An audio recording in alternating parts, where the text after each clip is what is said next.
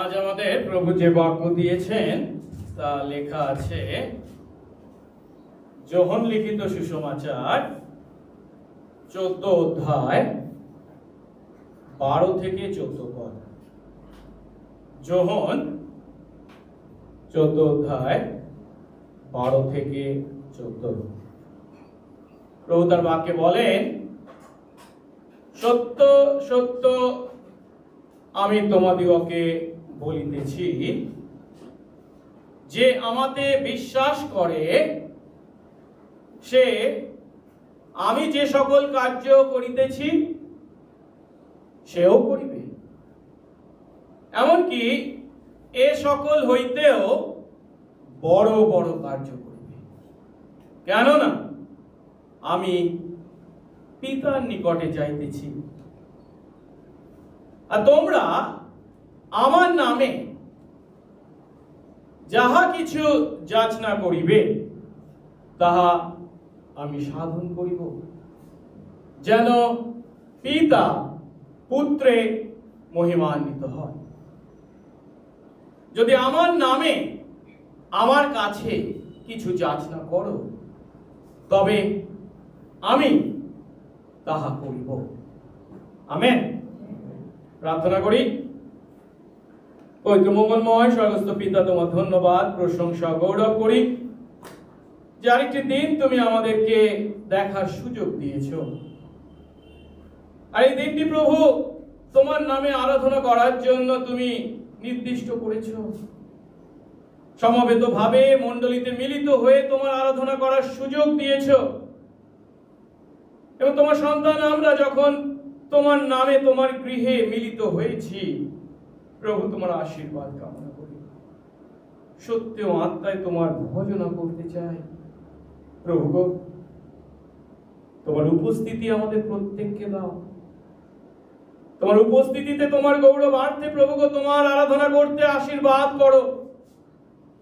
এবং এই সময় বিশেষ করে তোমার বাক্য থেকে যখন আমরা শিখতে চলেছি, সে বাক্যের নিগুড় তত্ত্ব উপলব্ধি করে সে বাক্য অনুসারে জীবন যাপন করতে তুমি আমাদের আশীর্বাদ করো প্রভু গো। আর যখন তোমার বাক্য থেকে আমরা শিখতে চলেছি যে তুমি আমাদের কাছে প্রতিজ্ঞা করেছো যে আমরা যখন তোমার নামে তোমার কাছে যাচনা করি, ও প্রভু তুমি তা সকলই পূর্ণ করবে। কেবল তাই নয়, তুমি আরো বলেছো তোমাদের যারা বিশ্বাসী আমরা তোমার ন্যায় মহৎ কাজ করব, এমনকি তোমার থেকেও মহত্তর কাজ করব। আজ প্রভু সেই বাক্য যখন আমরা উপলব্ধি করতে চলেছি, সেই বাক্যে যথার্থ অর্থ উপলব্ধি করতে আমাদেরকে আশীর্বাদ করো। আর সেই উপলব্ধি অনুসারে তোমার গৌরবার্থে জীবনযাপন করতে তোমার আত্মার পরিচালনা দাও। সঙ্গে সঙ্গে থাকো, যিশু নামে এই প্রার্থনা চাই, আমেন। আমরা বসবো। প্রত্যেকদিন আপনারা বসেন, আজকে আমিও বসবো।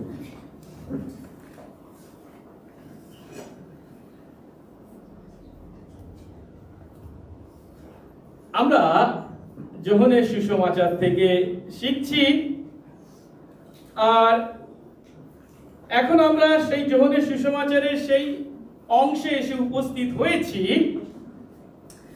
যেখানে আমরা দেখতে পাচ্ছি যে যিশু প্রায় 3.5 বছর ধরে তার শিষ্যদেরকে শিক্ষা দিয়েছেন, প্রশিক্ষণ দিয়েছেন, এবং ঈশ্বরের রাজ্যের যে কাজ সেই কাজের আদর্শ প্রদর্শন করেছেন। কিন্তু এবার সময় এসেছে, কিসের সময়? তার পিতার কাছে ফিরে যাওয়ার সময়। আর তিনি যখন পিতার কাছে ফিরে যাচ্ছেন, তখন তার অর্থ তিনি আর সশরীরে তার শিষ্যদের সঙ্গে তার পার্থিব পরিচর্যার কাজ করতে পারবেন না। সেই কাজ করার সময় শেষ হয়েছে। আর তাই যিশু উপলব্ধি করছেন যে এইভাবে তিনি যখন তার শিষ্যদেরকে ছেড়ে চলে যাচ্ছেন, তার ফলস্বরূপ তার শিষ্যরা কতখানি একা হয়ে পড়বেন। কিন্তু যিশু তার শিষ্যদের দ্বারাই, এই শিষ্যদের দ্বারাই পৃথিবীর প্রান্ত পর্যন্ত ঈশ্বরের রাজ্যের সুসমাচার প্রচার করতে চলেছেন। আর তাই চলে যাওয়ার আগে তার এই চলে যাওয়াকে কেন্দ্র করে তার শিষ্যরা যাতে উদ্বিগ্ন না হয়, দুশ্চিন্তাগ্রস্ত না হয়, তাই তিনি তাদেরকে একের পর এক সান্ত্বনা দিয়েছেন। এই 14 অধ্যায়ে আমরা দেখছি এক পদে তিনি তাদের বলছেন, তোমাদের হৃদয় উদ্বিগ্ন না হোক, ঈশ্বরে বিশ্বাস করো, আমাতেও বিশ্বাস করো। যার মাধ্যমে তিনি সান্ত্বনা দিয়ে বলছেন তারা যেন পিতা ঈশ্বরে এবং যিশুতে আস্থা রাখেন। কেন? কারণ তিনি সশরীরে তাদের সঙ্গে থাকবেন না, ঠিক কথা, কিন্তু তিনি তার বাক্য এবং তার আত্মা দ্বারা তাদের সমস্ত প্রয়োজন তিনি পূর্ণ করতে চলেছেন। 2 পদে তিনি আরো বলছেন, আমার পিতার গৃহে অনেক বাসস্থান আছে, যদি না থাকতো তোমাদের বলতাম, কারণ আমি তোমাদের জন্য স্থান প্রস্তুত করতে যাচ্ছি। যে কথার অর্থ, এইভাবে তাদের ছেড়ে পিতার কাছে ফিরে যাওয়ার একটা উদ্দেশ্য আছে। আর সেই উদ্দেশ্যটা কি? না, তার পিতার গৃহে তার শিষ্যরা যাতে পুনরায় মিলিত হয় বা হতে পারে, সেখানে আসতে পারে, তার জন্য তিনি সেখানে পৌঁছানোর পথ তথা স্থান প্রস্তুত করতে যাচ্ছেন। সেখানেই শেষ হয়নি, 3 পদে তিনি আরো বলছেন, আর আমি যখন যাই ও তোমাদের জন্য স্থান প্রস্তুত করি, তখন পুনরায় আসবো। পুনরায় আসবো বলছেন, আর কি? আমার কাছে তোমাদের নিয়ে যাব। কেন? যেন আমি যেখানে থাকি তোমরাও সেইখানে থাকো। অর্থাৎ যিশু বলছেন যে তিনি তার পিতার কাছে ফিরে যাচ্ছেন বটে, ঠিক কথা, কিন্তু তিনি আবার ফিরে আসবেন। কেন? তার কারণ শিষ্যদেরকে তার কাছে নিয়ে যাবেন, যেন তার শিষ্যরা তার সঙ্গে চিরকাল বাস করতে পারে। এরপর 4 থেকে 11 পদ যে অংশ আমরা গত 2 সপ্তাহে শিখেছি, সেখানে আমরা দেখতে পাই যে শিষ্যরা এরপর থেকে যদিও যিশুর শারীরিক উপস্থিতি ভোগ করতে পারবেন না, ঠিক কথা, কিন্তু যিশু তাদের কাছে চিরকালের জন্য পিতার কাছে পৌঁছাবার একমাত্র পথ হয়ে উপস্থিত থাকবেন। আজ আমরা তার পরবর্তী অংশ অর্থাৎ 14 অধ্যায় 12 থেকে 14 পদ পাঠ করেছি। আর এই 3টে পদে আমরা দেখতে পাচ্ছি যিশু তার পিতার কাছে ফিরে যাওয়ার ফলস্বরূপ শিষ্যরা তার ন্যায় মহৎ কাজ করতে পারবে। কেবল তাই নয়, তার থেকেও মানে যিশুর থেকেও মহত্তর কাজ করতে পারবে। কেন? কারণ যিশু তাদের প্রার্থনার উত্তর দানের দ্বারা তাদের মাধ্যমে ক্রমশ কাজ করবেন। আর যখন আমরা এই 3টে পদ অর্থাৎ 12 থেকে 14 পদ উপলব্ধি করতে চলেছি, যিশু বলছেন আমি যাচ্ছি, আর সেটা তোমাদের পক্ষে আশীর্বাদের বিষয়, কারণ তার ফলস্বরূপ পিতার কাছে আমি যাচ্ছি বলে তোমরা আমার ন্যায় মহৎ কাজ করতে পারবে, এমনকি আমার থেকেও মহত্তর কাজ করতে পারবে। 12 পদে কি বলেছেন? সত্য সত্য আমি তোমাদের বলছি, যে আমাতে বিশ্বাস করে আমি যে সকল কাজ করছি সেও করবে, এমনকি এ সকল থেকেও বড় বড় কাজ করবে, কারণ আমি পিতার কাছে যাচ্ছি। এই 12 পদে যিশু যখন বলছেন যিশু পিতার কাছে যাচ্ছেন বলে বিশ্বাসী আমরা বা তার শিষ্যরা তার ন্যায় বিভিন্ন কাজ করবে। শুধু তাই নয়, তার থেকেও বড় বড় কাজ করবেন। এখন এই পদ যখন আমরা পাঠ করছি, তখন যিশু কি বলতে চাইছেন, কি কথা তিনি আমাদেরকে শোনাচ্ছেন? আমরা যিশুর ন্যায় কাজ করতে পারবো, আমরা যিশুর থেকেও বড় বড় কাজ করতে পারবো। কি বলতে চাইছেন তিনি? এ কথা যদি আমাদেরকে উপলব্ধি করতে হয়, যখন আমাদেরকে প্রথমে উপলব্ধি করতে হবে যিশু কি ধরনের কাজ করেছিলেন, বা তার থেকেও মহৎ মহৎ কাজ করার অর্থ কি।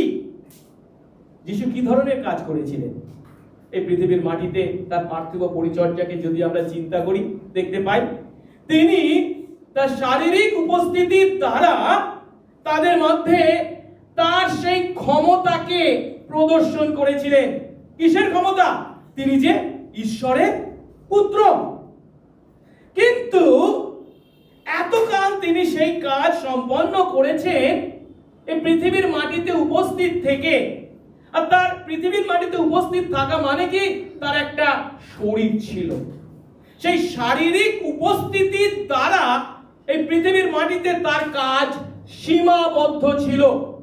কেন এই কথা বলছি নিশ্চয়ই আপনারা বুঝতে পারছেন। আমাদের শরীর থাকার অর্থ কি? আমি এক জায়গায় আছি। আমার শরীর থাকা মানে কি? আমি এখন এই অনুগ্রহ সহভাগিতা মণ্ডলীর মধ্যে এই চেয়ারে বসে আছি, তাই তো? কেউ কি বলবেন না আমার শরীর এখন, আমি এখন অন্য জায়গায় আছি? তা নয়। যিশু যখন পৃথিবীর মাটিতে মানুষ হয়ে এসেছিলেন, যখন তিনি এই শরীরের, আপনার আমার মতো শরীরের অধিকারী হয়েছিলেন, তখন আপনার আমার মতো তারও একটি শারীরিক সীমাবদ্ধতা ছিল। আর তাই তিনি যে ঈশ্বরের পুত্র, তার পক্ষে সাক্ষ্য দেওয়ার জন্য যে সমস্ত কাজ করেছেন, সেই কাজগুলি তার সেই শারীরিক উপস্থিতির দ্বারা সীমাবদ্ধ ছিল। কিন্তু এখন তিনি পিতার কাছে ফিরে যাচ্ছেন, যার অর্থ তিনি আর এই শারীরিক সীমাবদ্ধতার দ্বারা সীমাবদ্ধ থাকবেন না। তার পরিবর্তে তিনি পিতার কাছে যাচ্ছেন এবং পিতার কাছ থেকে সেই সহায় তথা পবিত্র আত্মাকে গ্রহণ করবেন এবং তিনি পাঠাবেন কাদের কাছে? তার সন্তান আমাদের কাছে, যিনি আজ আমাদের প্রত্যেকের মধ্যে বাস করেন যদি আমরা বিশ্বাসী হয়ে থাকি। তার মাধ্যমে কি? তিনি স্বয়ং আসবেন আমাদের মাঝে, প্রতিটি বিশ্বাসীর মধ্যে। তার শারীরিক উপস্থিতি নয়, আত্মিক উপস্থিতি। আর সেই আত্মিক উপস্থিতিতে তিনি আর পৃথিবীর মধ্যে একটি জায়গায় সীমাবদ্ধ থাকবেন না। পৃথিবীর সমস্ত অঞ্চলে, সমগ্র পৃথিবীতে তিনি পৌঁছাবেন এবং তিনি তার কাজ করবেন। অর্থাৎ সহজ কথায়, এরপর পিতার কাছে যখন তিনি পৌঁছাবেন এবং আত্মিক উপস্থিতি তার শিষ্যদেরকে দেবেন, সেই শিষ্যদের মাধ্যমে তিনি বিভিন্ন কাজ বা আকর্ষণীয় প্রমাণ সাধন করবেন, যা তার সেই ঐশ্বরিক ক্ষমতার পক্ষেই সাক্ষ্য দেবে। আর মাত্র কিছুদিন পরে যিশু স্বর্গারোহণ করতে চলেছেন, পিতার কাছে ফিরে যেতে চলেছেন। আর সেই ঘটনার পর শিষ্যদের প্রচারের মাধ্যমে সমগ্র পৃথিবীতে বিরাট পরিবর্তন আসতে চলেছে। এখন এই স্বর্গারোহণের পর তার শিষ্যদের দ্বারা যে সমস্ত কাজ সাধিত হতে চলেছেন, যখন আমরা সেই কাজকে তিনি পৃথিবীর মাটিতে যখন ছিলেন তার দ্বারা সাধিত কাজের সঙ্গে তুলনা করি, তখন কি দেখতে পাই? যিশু তার শারীরিক উপস্থিতির দ্বারা এই পৃথিবীর মাটিতে অনেক কাজ করেছেন এবং তার মাধ্যমে তিনি যে ঈশ্বর, তিনি যে ঈশ্বরের পুত্র, তার পক্ষে অনেক সাক্ষ্য দিয়েছেন, ঠিক কথা। কিন্তু এখন তিনি পিতার কাছে ফিরে গিয়ে শিষ্যদের মাঝে যে আত্মিক উপস্থিতি দিতে চলেছেন, যদিও তিনি নিজে শারীরিকভাবে অনুপস্থিত থাকবেন, কিন্তু সেই শিষ্যদের মাধ্যমে তিনি যে কাজ করতে চলেছেন, সেই কাজ শারীরিকভাবে উপস্থিতি থেকে তিনি যা কাজ করেছিলেন সেই কাজের তুলনায় ক্ষমতায় এবং পরিমাণে অনেক বেশি বা মহত্তর। এর অর্থ পিতার কাছে তিনি যে ফিরে যাচ্ছেন, এটা হচ্ছে শিষ্যদের পক্ষে তথা আমাদের পক্ষে আশীর্বাদের বিষয়, উপকারের বিষয়। এই সত্যকেই তুলে ধরে জন ক্যালভিন যে সুন্দর কথা বলেছেন। তিনি বলেছেন, কেবল তার রাজ্যের অধিকারে প্রবেশ করার পরেই স্বর্গ থেকে খ্রিস্ট তার ক্ষমতার আরো পূর্ণ প্রদর্শন করবেন। এই পৃথিবীর মাটিতে অবশ্যই তিনি অনেক অলৌকিক কাজ সাধন করেছেন। তিনি অন্ধকে চক্ষু দিয়েছেন, কোনাকে চলার শক্তি দিয়েছেন, মৃতকে জীবিত করেছেন। এ সবই তার সেই ক্ষমতার প্রকাশ। কিন্তু তার রাজ্যের অধিকারে প্রবেশ করার পরেই, অর্থাৎ পিতার কাছে ফিরে গিয়ে তিনি যখন পিতার দক্ষিণে উপবিষ্ট হতে চলেছেন, তার মাধ্যমে তার এই ক্ষমতা আরো পূর্ণ আকারে তিনি প্রদর্শন করতে চলেছেন। কেন?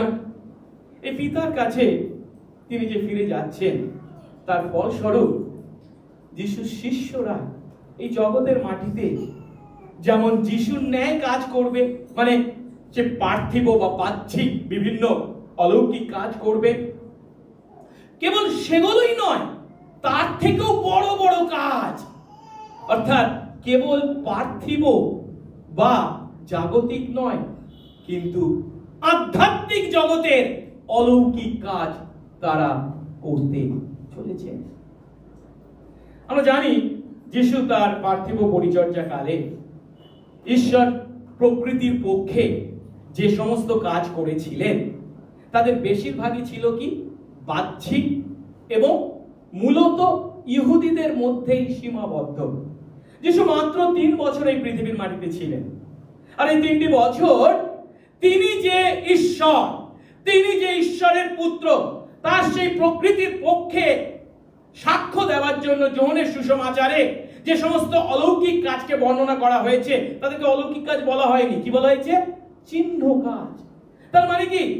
এগুলো দেখে মানুষরা বিস্মিত হচ্ছে, অবাকিত হচ্ছে, ঠিক কথা, কিন্তু তার মাধ্যমে আসলে শুধু অবাক করবার জন্য নয়, এর দ্বারা একটা সত্যকে তাদের কাছে পৌঁছে দেওয়া হয়েছে। যিনি করছেন তিনি কে? তিনি স্বয়ং ঈশ্বর, ঈশ্বরের পুত্র। তাই এগুলিকে চিহ্ন কাজ বলা হয়েছে। কিন্তু যিশু পৃথিবীর মাটিতে এই সমস্ত যে চিহ্ন কাজ করেছিলেন, সেগুলি মূলত ছিল কি বাহ্যিক, চোখে দেখা গেছে। সেগুলো ছিল কি মূলত কাদের মধ্যে? ইহুদিদের মধ্যেই সীমাবদ্ধ, এই ছোট্ট প্যালেস্টাইনের মধ্যেই সীমাবদ্ধ ছিল। কিছু কিছু ব্যতিক্রম যদিও আছে, যেমন কনানীয় স্ত্রীলোকের কন্যাকে তিনি সুস্থ করেছিলেন, বা গাদারিয়াতে গিয়েও তিনি সেই ভূতগ্রস্তকে সুস্থ করেছিলেন। কিছু কিছু যদিও রয়েছে, কিন্তু মূলত বেশিরভাগটাই তিনি কাদের মধ্যে সাধন করেছেন? কেবল ইহুদিদের মধ্যে। কিন্তু এরপর তিনি যে কাজ করতে চলেছেন স্বর্গ থেকে, তিনি যে কাজ করতে চলেছেন তার আত্মিক উপস্থিতির মাধ্যমে, তার শিষ্যদের মাধ্যমে, তা হবে গুণগত মান বা পরিমাণে অনেক বেশি। কারণ সেই কাজ কেবল কয়েকজন ইহুদির মধ্যে সীমাবদ্ধ থাকবে না, অইহুদিদের মন পরিবর্তনের মাধ্যমে সমগ্র পৃথিবীতে তা ছড়িয়ে পড়তে চলেছে। অর্থাৎ যেগুলি পার্থিব অলৌকিক কাজ থেকে এই আধ্যাত্মিক অলৌকিক কাজ অনেক বড়, তা যিশু নিজে আমাদেরকে এখানে বলছেন। শুধু যে তিনি এখানে বলেছেন তা নয়, এর আগে 12 অধ্যায়ে যিশু সেই কথা বলেছেন। যদি 12 অধ্যায়ে আমরা 24 পদ দেখি, যিশু কি বলেছেন? সত্য সত্য আমি তোমাদের বলছি, গমের বীজ যদি মাটিতে পড়ে না মরে তবে তা একটি মাত্রই থাকে, কিন্তু যদি মাটিতে পড়ে এবং মরে কি হবে? অনেক ফল উৎপন্ন করে। তারপর 32 পদে কি বলেছেন? আর আমি মাটি থেকে উচ্চীকৃত হলে, মানে ক্রুশে মারা গেলে সকলকে আমার কাছে আকর্ষিত করব। অর্থাৎ যিশু যে ক্রুশীয় মৃত্যু ভোগ করতে চলেছেন, পুনরুত্থিত হতে চলেছেন, স্বর্গারোহণ করতে চলেছেন, তার মাধ্যমে একটা বীজ আর নয়, অনেক ফল উৎপন্ন করতে চলেছেন এবং সকলকে তার কাছে আকর্ষিত করতে চলেছেন। সেটা তিনি করবেন কিভাবে, কখন? তিনি স্বর্গে গিয়ে তার শিষ্যদের মধ্যে তার আত্মিক উপস্থিতির মাধ্যমে সাধন করতে চলেছেন। এই 12 অধ্যায়ে যে কেবল তিনি এই কথা বলেছেন তা নয়, এই যে সময়টা আমরা পাঠ করছি মৃত্যুর পূর্ব রাত্রি, এই রাত্রেই পরে 17 অধ্যায়ে গিয়ে যিশু সেই একই কথা বলবেন 20 পদে। আমি কেবল এদের জন্য, অর্থাৎ এই যে শিষ্য, এই ইহুদি, এদের জন্য প্রার্থনা করছি তা নয়, কিন্তু এদের বাক্য দ্বারা যারা আমাদের বিশ্বাস করে তাদের জন্য করছি। অর্থাৎ এই শিষ্যরা আগামী দিনে যে সুসমাচার প্রচারের কাজ করতে চলেছেন তার মাধ্যমে কত মানুষ, কত আত্মা ঈশ্বরের খোঁয়ারে যে সংগ্রহিত হতে চলেছে তা তিনি দেখতে পাচ্ছেন, তিনি জানেন। আর সেই শিষ্যদের দ্বারা যে কাজ আগামী দিনে সাধিত হতে চলেছে, যে আধ্যাত্মিক কাজ, যে মন পরিবর্তনের কাজ, যে অইহুদিদের মধ্যে সুসমাচার প্রচারের কাজ, তা দেখে তিনি বলছেন তোমরা আমার থেকেও বড় বড় কাজ করবে। এর পূর্ণতা আমরা দেখতে পাই যখন আমরা প্রেরিত পুস্তক পাঠ করি, যখন আমরা দেখতে পাই পিতর সেই কর্নেলিয়ের গৃহে উপস্থিত হয়েছেন একজন রোমিও, সেখানে তিনি প্রচার করলেন এবং তারপর তিনি কেবল না, তার পরিবারের সবাই প্রভুতে বিশ্বাস করলো, অইহুদিরা পরিবারে আসলো, খ্রিস্টের খোঁয়ারে সংগ্রহিত হলো। এরপর পৌল একের পর এক 3টে মিশনারি যাত্রা করবেন, যার মাধ্যমে আমরা এই যে যিশু কথা বলেছেন তাদের জন্য করেছেন যে প্রার্থনা, সেই প্রার্থনার পূর্ণতা আসতে চলেছেন। সবাইকে যে আকর্ষণ করবেন বলেছেন তা পূর্ণ হতে চলেছে। এর মানেটা কি? যিশু তার পার্থিব পরিচর্যা কালে তার শারীরিক উপস্থিতির মাধ্যমে আমাদের মধ্যে যে কাজ করেছেন তা ছিল বাহ্যিক কিছু অলৌকিক কাজ, কিন্তু তা কেবল ইহুদিদের মধ্যেই সীমাবদ্ধ ছিল। কিন্তু যীশু খ্রিস্ট এবার অনুপস্থিত থাকতে চলেছেন, অর্থাৎ তিনি শিষ্যদের ছেড়ে চলে যেতে চেয়েছেন স্বর্গে।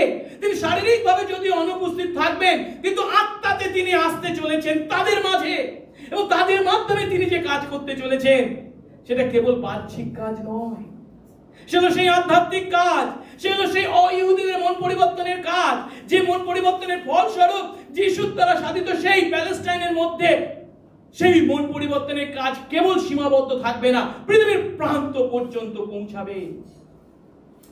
তাই এই কথাকে ভিত্তি করে আমার খুব ভালো লাগে, একজন প্রচারক আছেন আর.সি. স্প্রোল, তিনি এমন কথা বলেছেন, যিশুর কাজের থেকে মণ্ডলীর কাজ তথা তার শিষ্যদের কাজ মহত্তর। কেন? কারণ যে কাজ করার জন্য মণ্ডলী পবিত্র আত্মার দ্বারা শক্তিপ্রাপ্ত হয়েছে তা আর জেরুসালেম কিংবা জিহুদিয়ার মধ্যে সেই লোকদের গোষ্ঠীর মধ্যে সীমাবদ্ধ থাকবে না, তা অতিক্রম করে কোথায়? পৃথিবীর প্রান্ত পর্যন্ত পৌঁছাতে চলেছে। কিন্তু এই কাজ সম্পন্ন হওয়ার জন্য কিসের প্রয়োজন? খ্রিস্টের মৃত্যু, পুনরুত্থান এবং স্বর্গারোহণ। তিনি যদি না মরেন, তিনি যদি আমাদের পাপের প্রায়শ্চিত্ত না করেন, আমরা কি করে তার খোঁয়ারে সংগ্রহিত হব? আমরা কি করে আমাদের পাপের ক্ষমা পাবো? তাই ঈশ্বর নির্ধারিত পথ, তার মৃত্যু, পুনরুত্থান এবং স্বর্গারোহণের মাধ্যমে তাকে পিতার কাছে যেতে হবে, এবং পিতার কাছ থেকে সেই পবিত্র আত্মাকে লাভ করে তিনি যখন পাঠাচ্ছেন, পিতা ও পুত্রের কাছ থেকে সেই পবিত্র আত্মা আসবে, তার দ্বারা এই শিষ্যরা শক্তি পরিহিত হয়ে পৃথিবীর প্রান্ত পর্যন্ত তার থেকেও মহত্তর কাজ সাধন করতে চলেছে। এখনো যেহেতু সেই পবিত্র আত্মার অবতরণ ঘটেনি, সেই কারণে এখনো ইহুদি এবং অইহুদিদের মধ্যে বিচ্ছেদের দেওয়াল থেকে গেছে। কিন্তু খ্রিস্ট যখন পিতার কাছে ফিরে যাবেন তখন সমস্ত কিছুর পরিবর্তন ঘটতে চলেছে। তখন কিন্তু এই ইহুদি আর অইহুদিদের মধ্যে এই দেওয়াল থাকবে না। পবিত্র আত্মার অবতরণের পর এই দেওয়াল ছেয়ে যাবে। যখন সুসমাচার কেবল ইহুদিদের মধ্যে সীমাবদ্ধ থাকবে না, অইহুদিদের কাছে তথা আজ আমাদের কাছে যেমন এসেছে তা পূর্ণতা ঘটবে। তাই যিশু 12 পদের শেষ অংশে কি বলছেন? এমনকি এ সকল থেকেও বড় বড় কাজ করবে, অর্থাৎ যিশুর থেকেও মহত্তর কাজ করবে, কারণ আমি পিতার কাছে যাচ্ছি। যিশুর কাছে, পিতার কাছে যিশু যদি ফিরে না যেতেন তাহলে কিন্তু এটা সম্ভব ছিল না। তিনি পিতার কাছে ফিরে যাচ্ছেন যে পথে তার মৃত্যু, তার কবর, তার পুনরুত্থান, তার স্বর্গে আরোহণ, এই পথেই আগামী দিনে শিষ্যরা সেই আশীর্বাদ, মণ্ডলী সেই আশীর্বাদ পেতে চলেছেন। কারণ তিনি যাচ্ছেন আমাদের পাপের প্রায়শ্চিত্ত করে এবং আমাদেরকে তার ক্ষমারে সংগ্রহ করবার জন্য তিনি পবিত্র আত্মাকে পাঠাতে চলেছেন। কারণ তিনি যে পাপের প্রায়শ্চিত্ত শুভ কাজ করেছেন, সেই শুভ কাজের শুভ ফল আমাদের জীবনে একমাত্র পবিত্র আত্মাই প্রয়োগ করতে পারে। তার অবতরণ ঘটতে চলেছে। এই কারণে পিতার কাছে যিশুর এই ফিরে যাওয়াটা কোনোভাবেই যিশুর গৌরবকে খর্ব করেনি।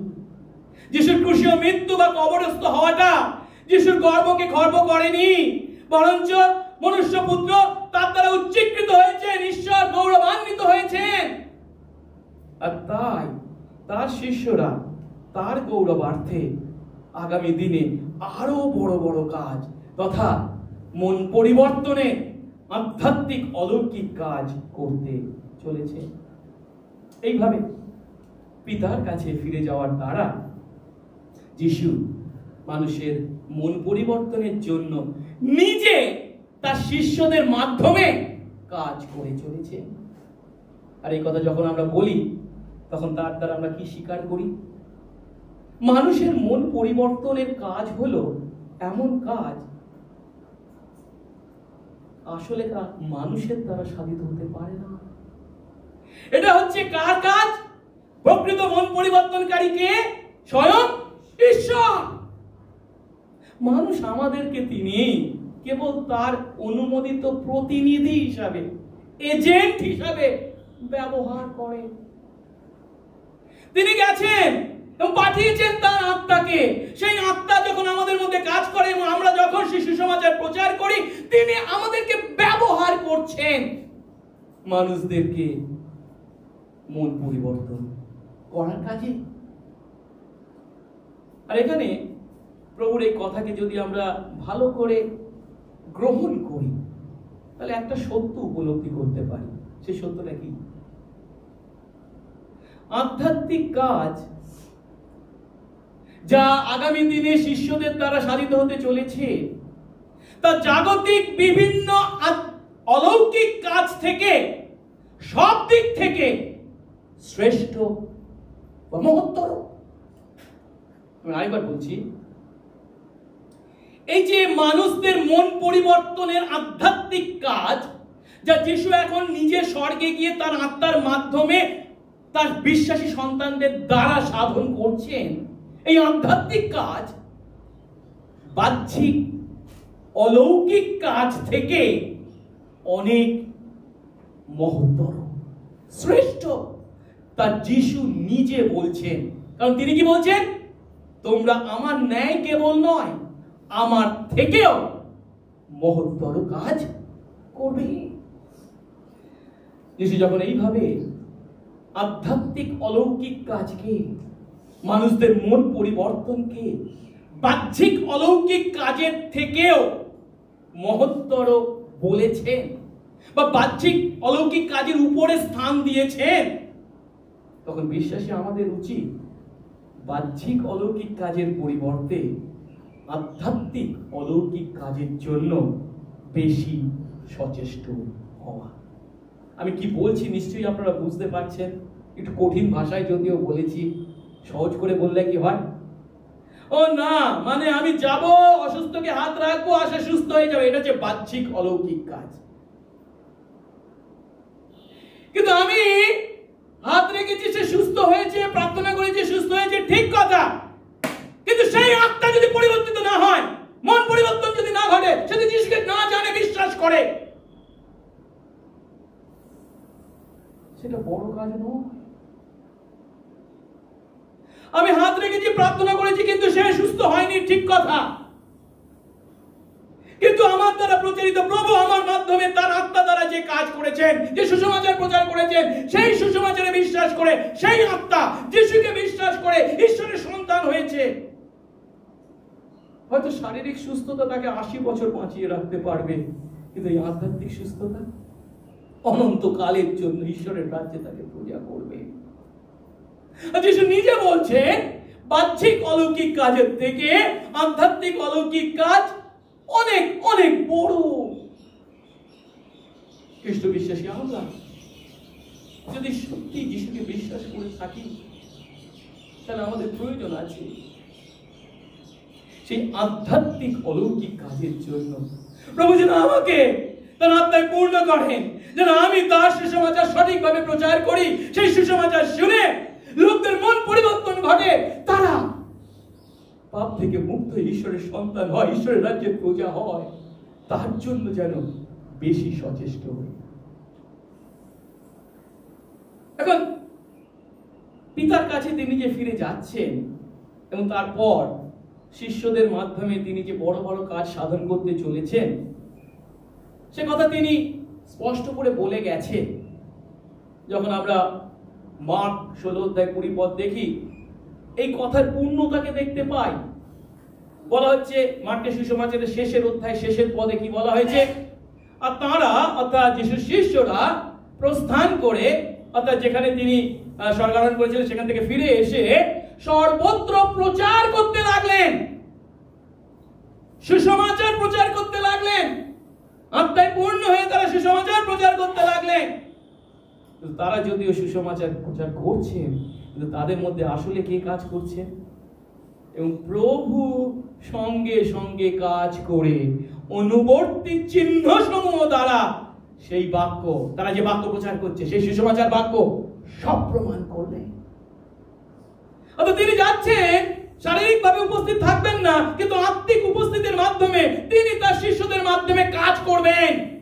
সুসমাচার প্রচারের দ্বারা মানুষদের মন পরিবর্তন করবেন। ফিলিপ্পীয় পত্রে পৌল এই কথা স্বীকার করেছেন। 2:13 তিনি বলছেন, কারণ ঈশ্বরই নিজের হিত সংকল্পের জন্য তোমাদের অন্তরে ইচ্ছা ও কাজ উভয়েরই সাধন কর্তা। নতুন বিশ্বাসী হয়তো আমরা অনেক সময় মনে করি কি, ও আমি যিশুর কথা শুনেছি, আমার জ্ঞানে বুদ্ধিতে উপলব্ধি করেছি, হ্যাঁ যিশুই আমার পাপের ক্ষমা দিতে পারে, তিনিই হচ্ছেন প্রকৃত ঈশ্বর, তাই আমি বিশ্বাস করেছি। প্রথম প্রথম আমরা এমনটি ভাবি, কিন্তু পরে যখন প্রভুর বাক্যের গভীরে প্রবেশ করি, তার সত্য উপলব্ধি করি, তখন আমরা কি দেখতে পাই? আহা, আসলে ঈশ্বরই তার নিজের সেই মঙ্গলময় পরিকল্পনা অনুসারে আমার হৃদয়ে কাজ করেছিলেন। এবং আমি যে যিশুকে বিশ্বাস করবার ইচ্ছা করেছি এবং বিশ্বাস করেছি, এটা তিনি সাধন করেছেন। এবার চিন্তা করে দেখুন, যখন সুসমাচার প্রচারিত হয়, 5 জন আছে, সকলেই একই সুসমাচার শোনে। কে প্রচার করছে? একজনই প্রচার করছে, একই কথা সকলের কানে যাচ্ছে, কিন্তু তার মধ্যে একজন বিশ্বাস করে, 4 জন বিশ্বাস করে না। কেন?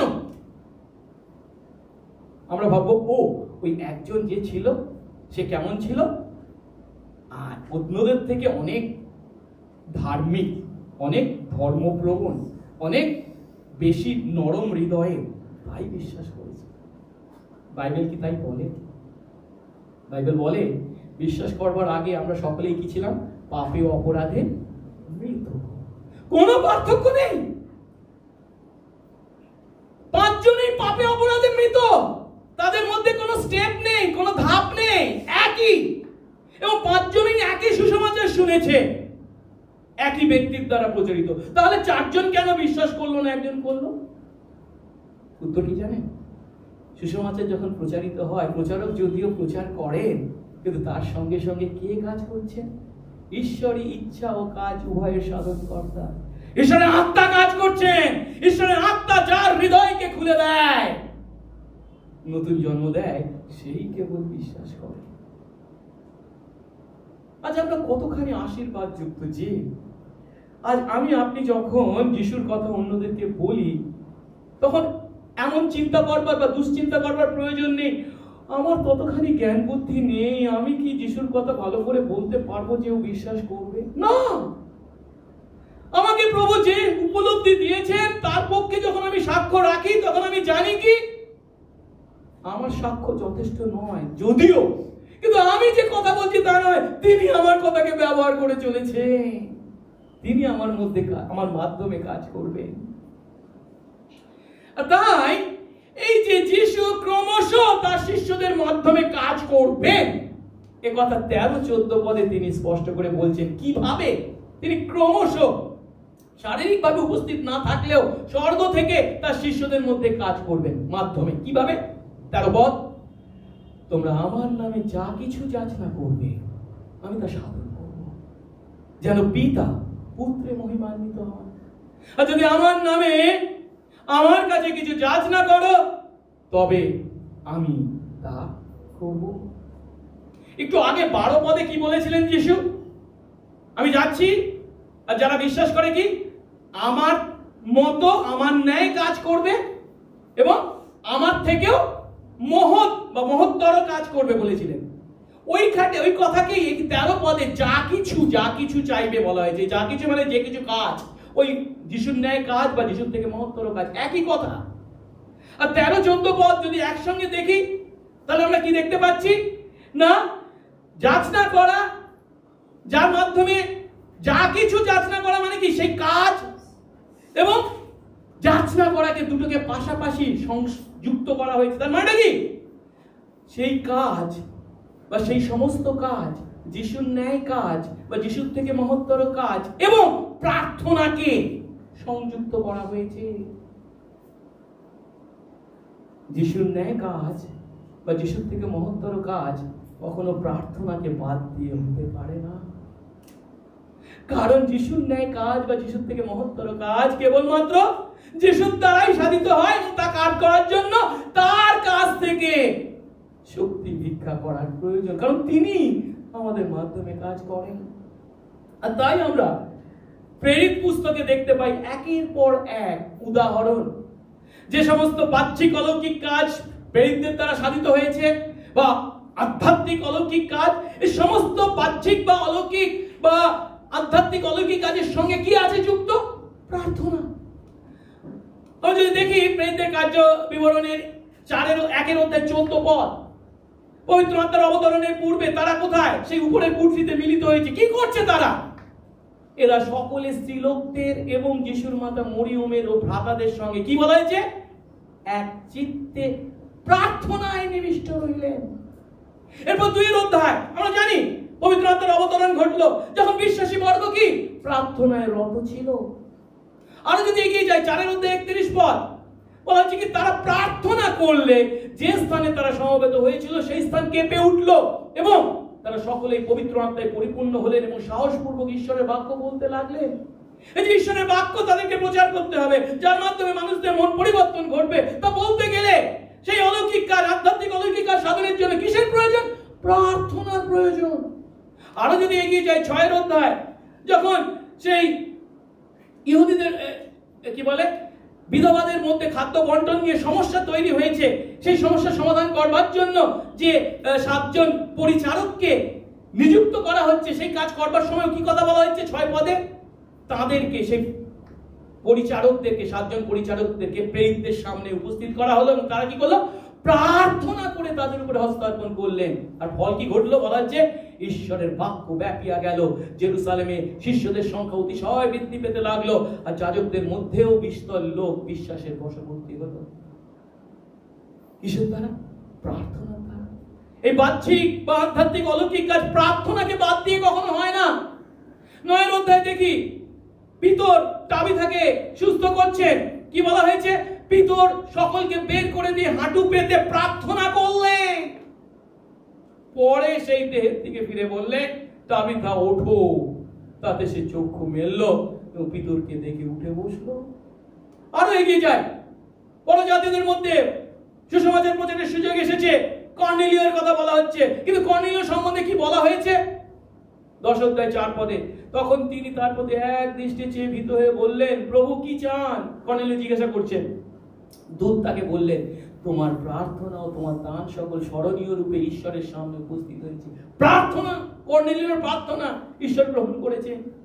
আর তাই কর্নেলিয়কে বলা হয়েছে, তুমি লোক পাঠিয়ে পিতরকে ডেকে আনো।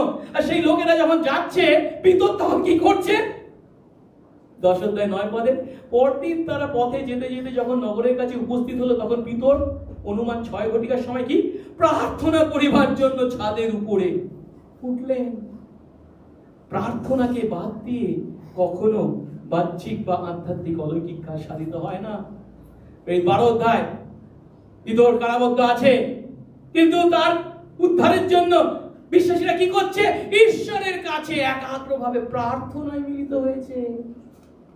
13 অধ্যায় বারনাবাকে আর পৌলকে পাঠানো হচ্ছে আন্তোকিয়া থেকে মিশনারি করে। কিভাবে পাঠানো হচ্ছে? উপবাস ও প্রার্থনা করে তাদের উপর হস্তার্পণ করা হয়েছে, প্রার্থনা ছাড়া নয়। 16 অধ্যায় ফিলিপের কারাগারে পৌল আর শিল প্রার্থনা করছেন, গান করছেন। এমন সময় ভূমিকম্প হয়েছে, দরজা খুলে গেছে, তাদের হাতের শিকল খুলে গেছে, প্রার্থনা করছেন। এখন এই সমস্ত পথ থেকে আমরা কি দেখতে পাচ্ছি? এখানে যিশু যেমন বলছেন না, তোমরা আমার কাছে যাচনা করবে আমার নামে এবং তোমাদেরকে তা দেওয়া হবে। তার উত্তর, আগামী দিনে যিশু কি আছেন পিতার কাছে ফিরে, কিন্তু তিনি তাদের মধ্যে উপস্থিত আছেন আত্মাতে। কিন্তু তারা কাজ করবে, বাহ্যিক অলৌকিক কাজ হোক বা আধ্যাত্মিক অলৌকিক কাজ হোক, কিন্তু করবে কে? আসলে যিশুই তাদের মাধ্যমে। কিভাবে তিনি তাদের মাধ্যমে কাজ করছেন? তারা যখন প্রার্থনা করেন, ঈশ্বর যিশু তাদের সেই সমস্ত প্রার্থনা উত্তর দেন। এখন এই সত্য যখন আমরা উপলব্ধি করি, তখন যেটা আমাদের কাছে খুব পরিষ্কার হয় সেটা কি? যিশু পিতার কাছে ফিরে গেছেন, তার দক্ষিণে, পিতার দক্ষিণে তিনি আসন গ্রহণ করেছেন এবং সেই পিতার কাছে তিনি আমাদের জন্য কি করছেন? বিনতি করছেন। যে কথা রোমিও 8 অধ্যায় 34 পদে বলা হয়েছে, খ্রিস্ট যিশু তো মরলেন, বরং উত্থাপিত হলেন, মরলেন এবং পুনরুত্থিত হলেন। আর তিনি কোথায়?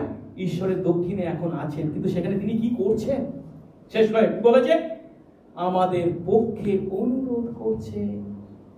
এই বিশ্বাসে আমরা যখন তার সুসমাচার প্রচারের কাজ পৃথিবীর প্রান্ত পর্যন্ত নিয়ে যাওয়ার সেই কাজ, তার থেকেও মহৎ মহৎ কাজ করবার জন্য দায়িত্ব পেয়েছি, তা করছি। আমরা সুসমাচার প্রচার করছি, কিন্তু আসলে আমরা যখন প্রার্থনা করছি, তিনি সেই প্রার্থনা শুনছেন এবং পিতার কাছে অনুরোধ করছেন, তুমি এর মাধ্যমে এই কাজ সম্পন্ন করো। তাই যিশু এখানে তার শিষ্যদের কাছে বলছেন, তোমরা আমার কাছে যাচনা করো আমার নামে, তোমাদেরকে তা দেওয়া যাবে।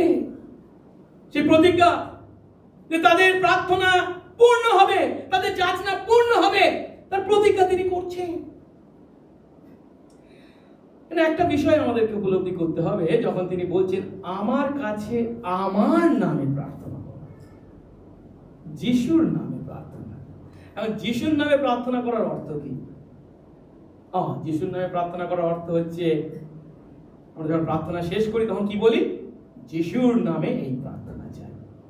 আর যখনই বলছি কি, যিশু বলেছেন কি আমার নামে প্রার্থনা করলে কি হবে? তা তোমাদেরকে দেওয়া যাবে বলেছে। তো তার মানেটা কি? এটা হচ্ছে একটা ম্যাজিক্যাল ফর্মুলা, ম্যাজিক সমীকরণ, বা এটা হচ্ছে মন্ত্র পাঠ বা মন্ত্র উচ্চারণের মতো। মন্ত্র পাঠ বা মন্ত্র উচ্চারণ অনেক জানেন তো? হ্যাঁ, সেই কি যেন ছিল, নামটা ভুলে গেছি, চিচিং ফাক বললেই দরজা খুলে যেত। আর আমরা ভাবছি যিশুর নামে প্রার্থনা করি, বলছি যা করেছি সব মিলে যায়। যিশুর নামে প্রার্থনা করা মানে এইভাবে কোন মন্ত্র পাঠ বা মন্ত্র উচ্চারণ করা নয়, কিংবা ব্যক্তিগত স্বার্থপর ইচ্ছা চরিতার্থ করব আর বলবো কি যিশুর নামে এই প্রার্থনা করলাম, যিশু করে দেবেন। তিনি তো বলেছেন আমার নামে আমার কাছে যা কিছু চাইবে তোমাকে দেওয়া হবে। যিশুর নামে করলাম, তবে কি আমার সেই প্রার্থনা অবশ্যই উত্তর আমি পেতে বাধ্য। যিশুর নামে প্রার্থনা করা মানে কখনোই এই অর্থ নয়। যিশুর নামে প্রার্থনা করার অর্থ হচ্ছে প্রথমত ঈশ্বরের ইচ্ছার পূর্ণতা এবং তার রাজ্যের আগমন কামনা করা। আমরা যখন প্রভু প্রার্থনা করি, প্রভু আমাদেরকে, যিশু নিজে আমাদেরকে প্রার্থনার যে মডেল দিয়েছেন, সেটা কি বলছে? তোমার রাজ্য আইসুক, তোমার ইচ্ছা স্বর্গে যেমন পৃথিবীতে তেমনই সিদ্ধ হোক। প্রথমত আমরা যখন যিশুর নামে প্রার্থনা করছি, তার মানে তার ইচ্ছার পূর্ণতা চাইছি। প্রথমত আমরা তার রাজ্যের আগমন কামনা করছি। দ্বিতীয়ত, খ্রিস্ট নিজে নিজের বিষয় যা প্রকাশ করেছেন তার সঙ্গে সামঞ্জস্য বজায় রেখে আমরা প্রার্থনা করছি। মানে যিশুর নামে প্রার্থনা করছি, যিশুর নামে প্রার্থনা করছি, আর আমি আমার স্বার্থপর ইচ্ছা তার কাছে চাইছি। এটা কি যিশুর সঙ্গে কোনো মিল আছে? যিশু হলে এমন প্রার্থনা করতে পারতেন ব্যক্তিগত স্বার্থপর ইচ্ছা চরিতার্থ করবার জন্য? যিশু কখনো কি এমন করেছেন? যিশুর নামে আমি প্রার্থনা করব, আর যিশুর বৈশিষ্ট্য, যিশুর প্রকৃতিকে আমি তোয়াক্কা করব না, তা কি কখনো হতে পারে? যখন আমরা যিশু খ্রিস্টের নামে প্রার্থনা করার কথা বলছি, তার অর্থ যিশু নিজের বিষয়ে যে সত্য প্রকাশ করেছেন তার সঙ্গে সামঞ্জস্য বজায় রেখে প্রার্থনা করব। যিশু তার কাজের দ্বারা নিজেকে যেভাবে প্রকাশ করেছেন সেটাই হলো আসলে তার নামের সমান। আর সুসমাচার থেকে আমরা স্পষ্ট দেখতে পাই যিশু সব সময় কি করেছে? কখনো নিজের ইচ্ছা নয়, কার ইচ্ছা? পিতার ইচ্ছা পূর্ণ করেছে। গেতসেমানি বাগানে যখন তিনি উপলব্ধি করতে পারছেন আর কয়েক ঘন্টা পর তাকে সেই নির্মম বেদনা উপলব্ধি করতে হবে, সেই দুঃখ, ভয়, কষ্ট, মৃত্যু, তখনও তিনি প্রার্থনা করে বলছেন কি? পিতা, যদি তোমার ইচ্ছা হয় আমার থেকে এই পান পাত্র দূর করো। কিন্তু শেষ কি বলছেন? তবু আমার ইচ্ছা নয়, তোমার ইচ্ছা পূর্ণ হোক। আর তাই যখন আমরা যিশুর নামে প্রার্থনা করি তখন সর্বদা ঈশ্বরের ইচ্ছার অনুবর্তী হয়ে বিশ্বাস থেকে প্রার্থনা করি, যা তার রাজ্য আসবার জন্য কামনা করি, বা তার ইচ্ছার পূর্ণতা কামনা করি, যার দ্বারা ঈশ্বরের গৌরব আমরা কামনা করি। তাই আমরা যখন যিশুর নামে কোনো প্রার্থনা করি বা যাচনা করি, তখন আমরা আসলে কি করি? যিশু যা চান আমরাও তাই চাই। আর তখন যিশু আমাদের দ্বারা তারই কাজকে এগিয়ে নিয়ে যান। খুবই দুঃখের বিষয়, আজকে খ্রিস্ট বিশ্বাসী আমরা এই যিশুর নামে প্রার্থনাকে আমাদের ব্যক্তিগত স্বার্থপর ইচ্ছা চরিতার্থ করার ব্যবহার করে চলেছি। আমার স্ত্রী চায় আমার যেন একটি মার্সিডিজ বেঞ্জ গাড়ি হয়, যিশুর নামে এই প্রার্থনা চাই।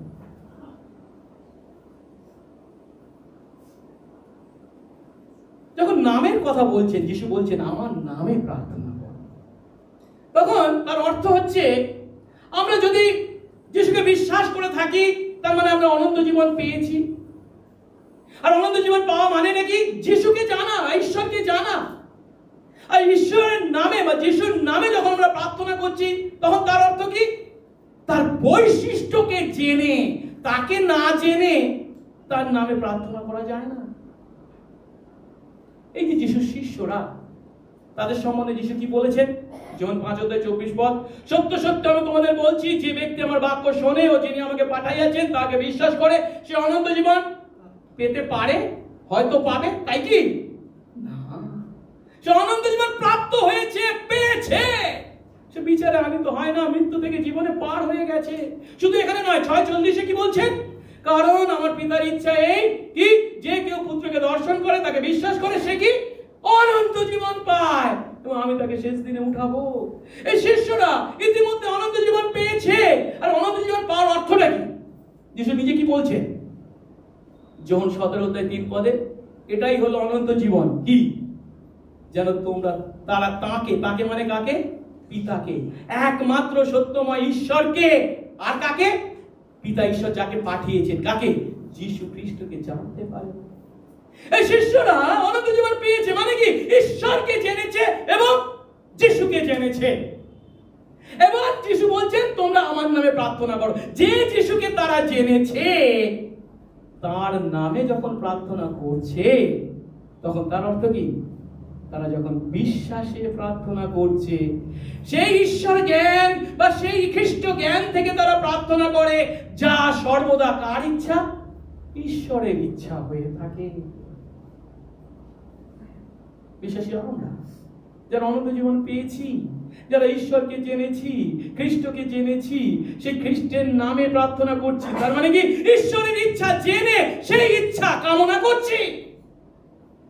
আর যখন আমরা ঈশ্বরের ইচ্ছা অনুসারে প্রার্থনা করি, আমাদের কাছে কি প্রতিজ্ঞা করা হয়েছে? প্রথম যোহন 5:14-15, আর তাহার উদ্দেশ্যে আমরা এই সাহস প্রাপ্ত হইয়াছি যে কি, যদি তার ইচ্ছা অনুসারে কিছু যাচনা করি, তবে তিনি আমাদের যাচনা শোনেন। তার ইচ্ছা অনুসারে যদি প্রার্থনা করি, তিনি আমাদের যাচনা শোনেন। আর যদি জানি আমরা যাহা যাচনা করি তাহা তিনি শোনেন, তবে ইহাও জানি কি, আমরা তার কাছে যাহা যাচনা করিয়াছি সে সকল অলরেডি পেয়ে গেছি। এইভাবে যিশু তার স্বর্গারোহণের দ্বারা তার শিষ্যদের প্রার্থনার উত্তর দানের মাধ্যমে তার বাহ্যিক এবং আধ্যাত্মিক অলৌকিক কাজ ক্রমশ সাধন করে চলেছেন। কেন? তিনি পিতার কাছে গেছেন, কিন্তু আবার তিনি এখন আত্মাতে তার শিষ্যদের মধ্যে আছেন। সেই শিষ্যরা যখন কাজ করছে, আসলে কে কাজ করছে? যিশুই করছেন। কিভাবে? তারা প্রার্থনা করছে, আর যিশু তারা তার ইচ্ছা অনুসারে প্রার্থনা করছে, আর যিশু সেই সময় প্রার্থনা উত্তর দিয়ে চলেছে। 13 পদের শেষ অংশে একটা কথা বলা হয়েছে, তোমরা আমার নামে যা কিছু যাচনা করবে আমি তা সাধন করবো। বলার পর কি বলছে? যেন পিতা পুত্রে মহিমান্বিত হন। আমরা 12 থেকে 14 পদ একসঙ্গে যদি দেখি, তাহলে যিশু এখানে কি বলতে চাইছে আমরা ধাপে ধাপে চিন্তা করি। প্রথমত কি বলছেন? যিশু পিতার কাছে যাচ্ছেন এবং এর দ্বারা তিনি তার শিষ্যদের মাধ্যমে তার ন্যায় মহৎ কাজ বা তার থেকেও মহত্তর কাজ করতে চলেছে। এবং এখানে এই যে মহত্তর কাজ যা তিনি তাদের মাধ্যমে করতে চলেছেন, তা মূলত সেই সমস্ত আধ্যাত্মিক অলৌকিক কাজ, যার বেশিরভাগটাই কি অইহুদিদের মধ্যে মন পরিবর্তনের কাজ।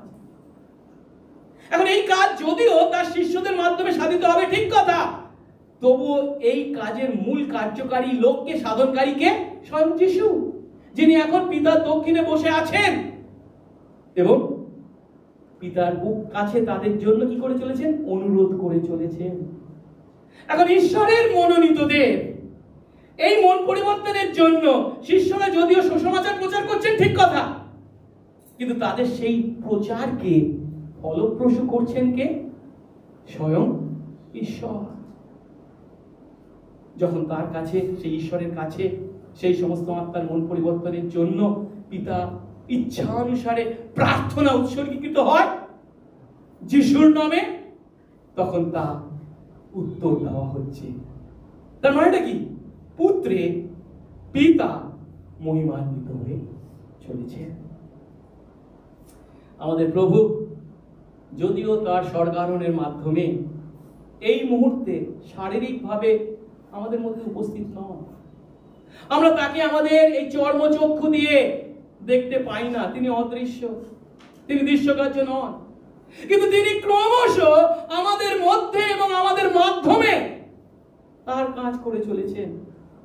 বিশেষ আমাদেরকে তিনি তার আত্মা দান করেছেন এবং সেই আত্মাতে আমরা তিনি তার পার্থিব পরিচর্যাকালে যে সমস্ত কাজ করেছেন তার থেকেও মহত্তর পরিচর্যা কাজ করার সুযোগ পেয়েছি। কেন? যেহেতু আমরা সমগ্র পৃথিবীতে ঈশ্বরের রাজ্যকে প্রসারিত করে চলেছি, সেই কাজে ব্যবহৃত হওয়ার সুযোগ পেয়েছি। তাই আসুন এই বিশেষ অধিকারের জন্য আমরা ঈশ্বরকে ধন্যবাদ জানাই এবং সুসমাচার প্রচারের কাজে নিজেদেরকে ব্যবহৃত করি। আমি এখানেই আমার প্রচার শেষ করতে পারতাম, কিন্তু কয়েকটা কথা না বলে আমি পাচ্ছি না, কারণ এই শাস্ত্রাংশে আক্ষরিক ব্যাখ্যার মাধ্যমে অনেককে, বিশ্বাসীদেরকে ভুল পথে পরিচালিত করেন। সে বিষয়ে আপনাদের সাবধান করতে কয়েকটি কথা আমি বলতে চলেছি। সেটি কি?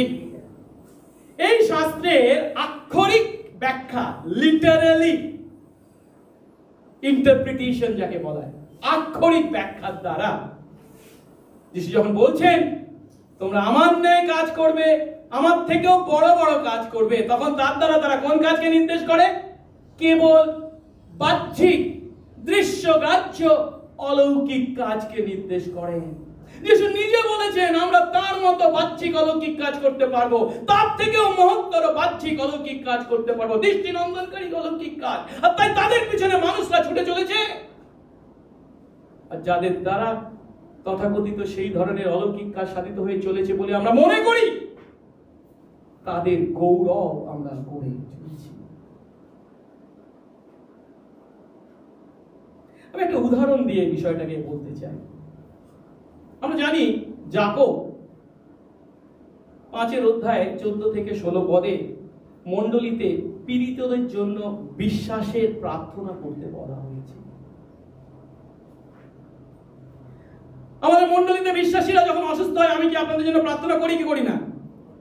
অবশ্যই করি। আপনারা আমার জন্য প্রার্থনা করেন কি করেন না? অবশ্যই করেন। কেন? আমাদের ঈশ্বর প্রার্থনা উত্তর দানকারী ঈশ্বর। আমরা যদি দেখি যাকব 5 অধ্যায় 15 পদ, সেখানে বলা হয়েছে তাতে বিশ্বাসের প্রার্থনা সেই পীড়িত ব্যক্তিকে সুস্থ করবে, প্রভু তাকে উঠাবেন, আর সে যদি পাপ করে থাকে তবে তার মোচন হবে। আর পরিষ্কার বিশ্বাসের প্রার্থনা সেই পীড়িত ব্যক্তিকে সুস্থ করবে। কিন্তু যেটা আমাদেরকে এখানে উপলব্ধি করতে হবে, বিশ্বাসের প্রার্থনা কথার অর্থ কি? বিশ্বাসের প্রার্থনার অর্থ কি ঈশ্বরের উপরে হুকুম চালানো? এরকম প্রভু তোমাকে এই ব্যক্তিকে সুস্থ করতেই হবে, দিস ইজ আওয়ার ডিমান্ড, এটা আমাদের দাবি, তোমাকে একে সুস্থ করতেই হবে। এতক্ষণ ধরে আমি যে কথাগুলো বললাম, যে যিশু যখন বলছেন আমার নামে প্রার্থনা করা, তার মানে কি? তার ইচ্ছা অনুসারে প্রার্থনা করা। ও তার ইচ্ছা কি তোমার ইচ্ছা কি ওটার আমি দাঁড়ি না, আমার ইচ্ছা বা আমাদের ইচ্ছা তোমাকে একে সুস্থ করতে হবে। বিশ্বাসের প্রার্থনা কি এটা? ঈশ্বরের উপর হুকুম চালানো? তার পরিবর্তে বিশ্বাসের প্রার্থনা হলো ঈশ্বরের সার্বভৌমত্বের কাছে নিজেকে সমর্পণ করা। যার অর্থ কি? প্রভু যদি তোমার ইচ্ছা হয় তুমি এই ব্যক্তিকে সুস্থ করো। অনেকে হয়তো বলি না প্রভু তুমি একে সুস্থ করো, এই কথা বলা, আর প্রভু যদি তোমার ইচ্ছা হয় একে সুস্থ করো, এই কথা কোনো প্রার্থনার জোর নেই, কোনো শক্তি নেই। এই কি সুস্থ করো এইভাবে বলতে হবে তবে না সুস্থ হবে, করতে হবে তবে না সেটা শক্তিশালী প্রার্থনা। আমাদের চিন্তার একটু পার্থক্যের প্রয়োজন আছে। সেটা হচ্ছে আমাদের জ্ঞান আর ঈশ্বরের জ্ঞান এক নয়। নিশ্চয়ই আমরা ঈশ্বরের জ্ঞানের কাছে আমাদের নিজেদের জ্ঞানকে সীমিত স্বীকার করি। ঈশ্বরের সেই সার্বভৌম জ্ঞানে এই লোকটির পক্ষে সুস্থতা নাকি সেই সুস্থতার ক্রমশ থাকাটা সঠিক ঈশ্বর জানেন। আমার জ্ঞানে বুদ্ধিতে কখনোই আমি ঈশ্বরকে আমার জ্ঞান বুদ্ধি অনুসারে সেই কাজ করতে বাধ্য করতে পারি না। আমার সীমিত জ্ঞানের অধিকারী হওয়ায় আমি মানুষ আমার সীমাবদ্ধতাকে, সেই সীমাবদ্ধ চিন্তাকে দূর করতে পারি যখন কি আমি ঈশ্বরের চিন্তাকে, ঈশ্বরের ইচ্ছাকে মেনে নিই। আমার ইচ্ছা নয় তোমার ইচ্ছাই পূর্ণ হোক। আর এই কারণে ঈশ্বরের কাছে আমাদের প্রার্থনার উদ্দেশ্যটা কি সেটা আমাদের সবসময় মাথায় রাখতে হবে। আমরা কেন ঈশ্বরের কাছে প্রার্থনা করি? কেন করি? আমার ইচ্ছার সঙ্গে তাকে রাজি করাতে, আমার এটা ইচ্ছা তুমি এতে রাজি হও, সেই জন্য জোর করে তার উপরে আমরা বল প্রয়োগ করি কি? এটা খ্রিস্টীয় প্রার্থনা নয়। অবিশ্বাসীরা এমন প্রার্থনা করতে পারে, কিন্তু খ্রিস্টীয় প্রার্থনা হলো ঈশ্বরের ইচ্ছার কাছে নিজেকে সমর্পণ করা। তার সার্বভৌম ইচ্ছা যা রয়েছে, যা আমার থেকেও, আমার চিন্তার থেকেও অনেক মহৎ, অনেক মঙ্গলজনক, সেই বিশ্বাসে, সেই ইচ্ছার কাছে নিজেকে সমর্পণ করা। আর তাই যাকব 5 অধ্যায় আমরা যে পথটা দেখেছি তার আগে 4 অধ্যায় যদি ফিরে যাই, সেখানে যাকব বলছেন প্রভুর ইচ্ছা হলে আমরা বেঁচে থাকবো, এই কাজটি বা ওই কাজটি করব। সবসময় মনে রাখতে হবে আমাদের সমস্ত বিশ্বাসের প্রার্থনায় প্রভুর ইচ্ছাকেই যাচনা করব। কখনো প্রভুর ইচ্ছার বিরুদ্ধে আমাদের ইচ্ছা পূর্ণ করবার জন্য তার কাছে দাবি করতে পারি না। প্রভু অবশ্যই আমাদের প্রার্থনার উত্তর দেবে যখন আমরা সেই প্রভুর ইচ্ছা অনুসারে তার কাছে প্রার্থনা করে থাকি। আর আপনারা বলবেন খুবই ভালো কথা, বুঝলাম, প্রভুর ইচ্ছা অনুসারে আমরা প্রার্থনা করলে ঈশ্বর উত্তর দিয়ে থাকেন, কিন্তু প্রভুর ইচ্ছাটা জানবো কি করে? প্রভুর ইচ্ছা জানার জন্য কি করবেন? হিমালয়ে গিয়ে বসে ধ্যান করবেন, তোমার ইচ্ছা জানা। প্রভু দিয়েছেন, তার উপায় কি? তার বাক্য। বাইবেল পড়বো না, ঈশ্বরের বাক্য জানবো না, আর আমার ইচ্ছায় তার ইচ্ছা জ্ঞান করবো, সম্ভব নয়। প্রভুর সঙ্গে পথ চলুন, তার সঙ্গে প্রার্থনায় কাটান, তার বাক্য উপলব্ধি করুন, প্রভু তার ইচ্ছা স্পষ্ট করে আপনাকে দেখিয়ে দেবেন। তার জন্য প্রভুর ইচ্ছা জানি না বলে চিৎকার করবার কোনো প্রয়োজন হয় না। আপনি যদি বলেন প্রভুর ইচ্ছা জানে না, তাহলে কি আপনি তার যা ইচ্ছা জানবার জন্য চেষ্টা করেন না, তার সঙ্গে আপনার সম্পর্ক নেই। আর প্রভু কাকে তার ইচ্ছা জানান? যে কিনা তার ইচ্ছা পালন করে তাকেই জানান। আমার যদি একটা কিছু ইচ্ছা হয়, আমি এই এত কটা ছেলে আছে এখানে আমাদের জিবিএতে, আমি কাকে বলবো? যাকে বললে সেই ইচ্ছা পূর্ণ করবে তাকেই বলবো, তাই নাকি? আর আমি জানি ওকে বললেও তো করবে না, আমি তাকে বলবো? নিশ্চয়ই না। আগে নিজেদেরকে প্রস্তুত করি, তৈরি করি, তারপরে তার ইচ্ছা জানবার চেষ্টা করি, প্রস্তুত করি, তার সঙ্গে পথ চলি, তিনি অবশ্যই তার বাক্যের মাধ্যমে আমাদেরকে পথ দেখাবেন। আর তাই প্রভুর ইচ্ছা জেনে প্রভুর কাছে যখন আমরা প্রার্থনা করি, তিনি যে উত্তর দেন তার দ্বারা পুত্রে পিতা মহিমান্বিত হন। এই কারণেই শেষ বিচারের সময় যিশু আমাদেরকে সতর্ক করে বলেছেন কি জানেন? মথি 7:21 অনেকে কি বলবে জানেন? যারা আমাকে হে প্রভু বলে তারা সকলেই যে স্বর্গরাজ্যে প্রবেশ করিতে পারবে এমন নয়, কিন্তু যে ব্যক্তি স্বর্গস্থ পিতার ইচ্ছা পালন করে সেই পারবে। আরো স্পষ্ট করে 22 পদে কি বলছেন জানেন? সেই দিন অনেকে আমায় বলবে, হে প্রভু আপনার নামেই কি আমি ভাববাণী বলিনি? আপনার নামেই কি ভূত ছাড়াইনি? আপনার নামেই কি বাহ্যিক অলৌকিক কাজ পরাক্রম কাজ করিনি? কিন্তু প্রভু তাদের কি বলবে? 23 পদ, তখন আমি তাদেরকে স্পষ্টই বলবো, আমি কখনো তোমাদের জানি না, I never knew you। অধর্মচারীরা, ঈশ্বরের ইচ্ছা চরিতার্থ করার লোক তোমরা নও, আমার কাছ থেকে দূর হও।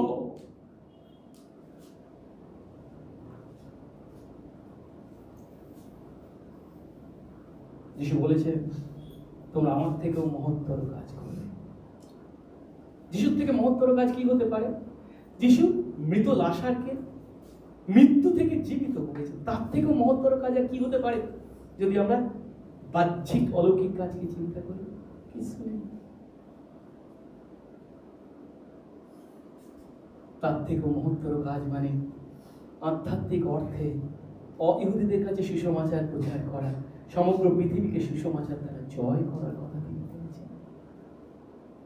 প্রভু এখানে বলছেন, কিন্তু যারা সেই বাহ্যিক অলৌকিক কাজ করে চলেছে এবং সেই দিন দাঁড়িয়ে হয়তো চিৎকার করে অনেক কথা বলবে, তোমার নামে ইত্যাদি আমি কি করিনি, যিশু তাদের বলছে, হে অধর্মচারীরা, আমার নিকট হইতে দূর হও, আমি তোমাদের চিনি না। আজ প্রশ্ন, প্রভু কি আপনাকে চেনেন? প্রভু কি আপনাকে চেনেন? আপনার হৃদয়ে কি তার আত্মা বাস করে? আপনি কি তার সন্তান? আমি জানি না, আপনার পাশে যে বসে আছে সেও জানে না। আপনি আমাকে ঠকাতে পারেন, পাশের ব্যক্তিকে ঠকাতে পারেন, প্রভুকে ঠকাতে পারেন না। বাজারে দেখা হলে জয় যিশু বললে সেই কথা শুনে যদি লজ্জা লাগে, যিশু বলছেন সেদিন তোকে দেখে আমি লজ্জা পাবো।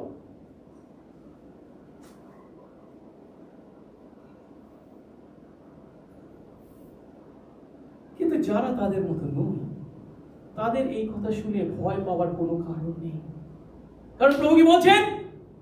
জন 10:14, আমি উত্তম মেষপালক, আমার নিজের সকলকে আমি জানি, আমার নিজের সকলে আমাকেও জানে। পালক মহাশয়, আপনি যতই ভয়ের কথা বলেন তাতে আমি ভয় পাই না। আর প্রভু যেমন আমাকে জানেন, আমি প্রভুকে জানি। আপনার কথায় আমি ভয় পাবো না, ভয় পাবো না, কারোর কথায় আমরা ভয় পাবো না। যদি আমরা তার সন্তান হয়ে থাকি, তার আত্মা দ্বারা যদি পাপের পরিত্রাণ পেয়ে তার সন্তান হয়ে থাকি, আমরা জানি প্রভু আমাকে জানেন, তাকে জানি। তাই আসুন সেই স্বর্গস্থ পিতার ইচ্ছা পালনকারী বিশ্বাসী আমরা আমাদের প্রত্যেককে যে প্রভু জানেন, আমরা যে তাকে জানি, এই বিশ্বাসে সেই পিতার ইচ্ছা পূর্ণ করতে, তার রাজ্যের আগমন কামনা করে সদা সর্বদা যিশুর কাছে প্রার্থনা করি, যিশুর নামে। আসুন প্রার্থনা করি।